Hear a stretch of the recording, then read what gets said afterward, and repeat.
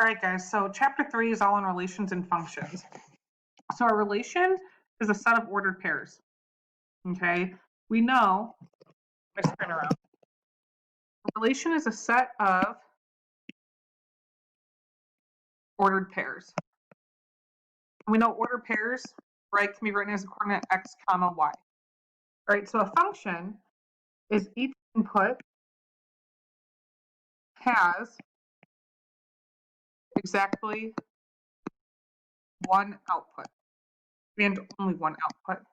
Okay, so each x value has exactly one y value.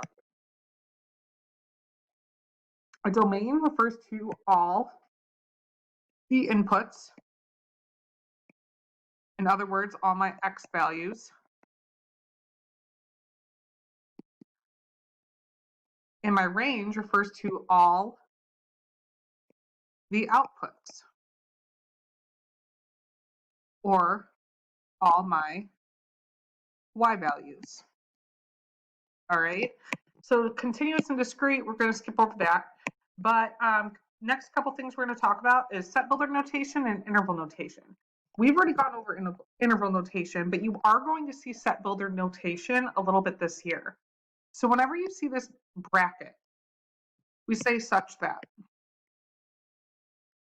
So set builder notation is when you describe a set of numbers by listing, showing math symbols, or using words.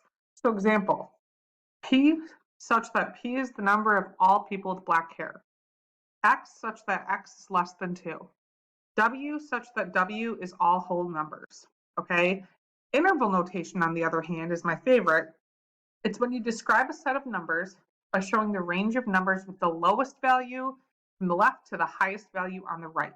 So we did this a little bit in chapter 1, right? We talked about interval notation from left to right, the lowest to the highest.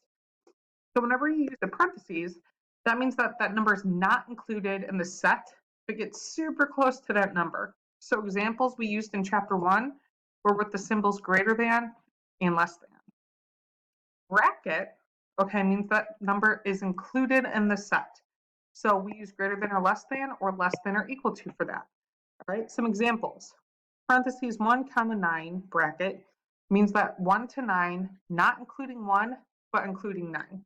Okay, so we talked about how that would look like this on a graph. It's including 9, but not 1. Okay, negative 45 to 0 means from -5 to 0 inclusive. It's hitting those numbers. It's including negative 45 and it's including 0. Okay, this is supposed to be an infinity here. -6 to infinity means that -6 to infinity, not including infinity. Okay, you can't touch infinity. That's why we use the parentheses with infinity. All right. So number 1, they want to know, is this a relation or a function? So when I'm looking at this, I see they're all ordered pairs. The second thing I want to look at is, okay, do I have any x values that are repeating? No. So that means each input has one output. So it's a function. Why?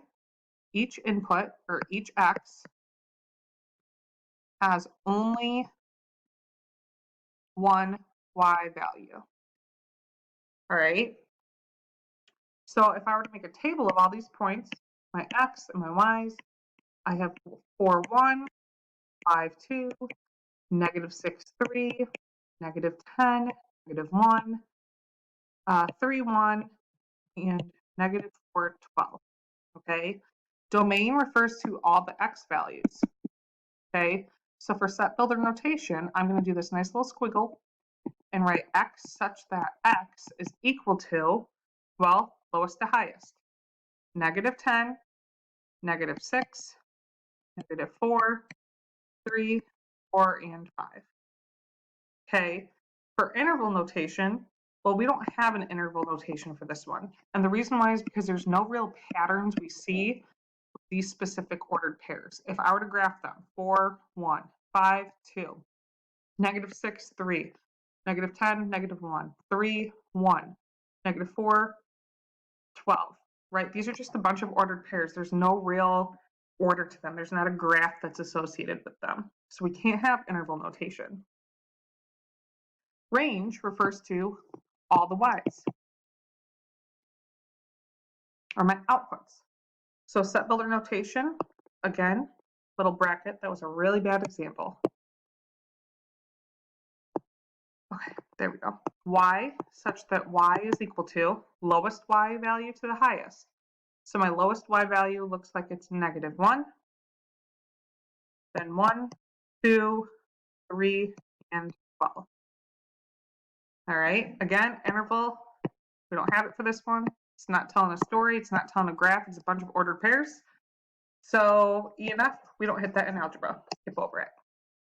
Okay, main ideas, inputs are x values, outputs are y's.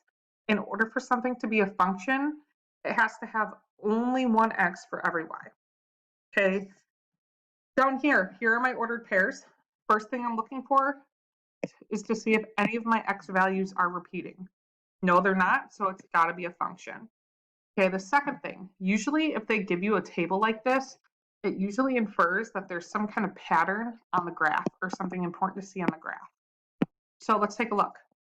If I were to just guess 1, 2, 3, 4, 5, 1, 2, 3, 4, 5, 1, 2, 3, 4, 5. Okay, if I were to just sketch this out, here's 2, 2.1, and then 2 would be here.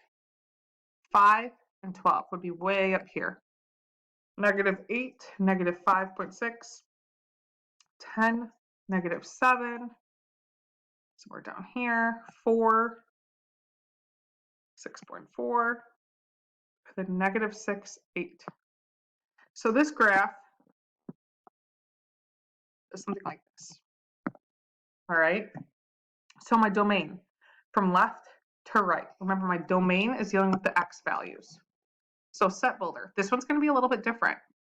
Okay, since this is telling a story, I can write x such that x is greater than or equal to -8 because that's the smallest x value I have.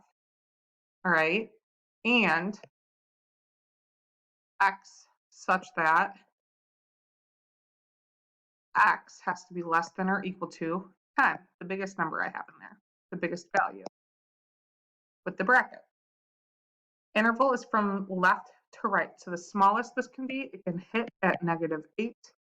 Largest it can be for x values is 10. Range, low to high, we're looking at y's. So y such that y has to be greater than or equal to, the smallest number in there is -7. And y such that y, oh man, so that y has to be less than or equal to 12. Okay, so really what that's doing is it's allowing us to zone in just in this graph with those values. Okay, we're going to work on this the next couple days. So interval notation from lowest to highest. The lowest my y value can be is -7. The highest it can be is 12. So when I think about set builder and interval notation, I kind of think about a cameraman or somebody taking pictures and photos. You're telling them what to exactly zoom in on, what to focus on in the picture, where to maybe focus, what exactly to look at in that graph. Okay, enough, we're going to skip over. Let's take a look at number 3. Okay, I want you guys to scribble out this bottom line. We're just going to focus on the blue line. Okay, is this a relation or a function? Well, it's a function, and we know that because each x value has exactly one y value. As one y. Okay, we also talk in 8th grade and in pre-algebra about something called the vertical line test. So if I were to hold my pen up and down, and remind me to show you this in class tomorrow, but if I were to hold my pen up and down, and if I were to scan it from left to right, okay, as I go, my pen only hits the graph once as I go across from left to right, which means it passes the vertical line test. We'll talk about in class. Do not let me forget. Okay, so from low to high, the smallest point to the highest point for this one. So the domain for this one, again, we're looking at our x's from left to right.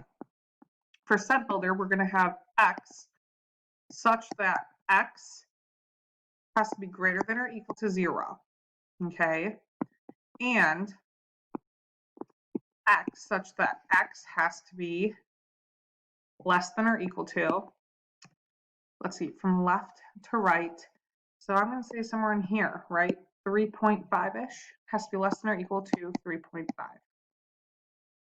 Okay, interval notation from low to high. Well, it can hit at 0 to 3.5 brackets. Range are my y values. So it looks like for my y's, I'm going from low to high, go from 0 to about 300. So y, such that y has to be greater than or equal to 80, and y, such that y has to be less than or equal to 300. Okay, so that's that builder.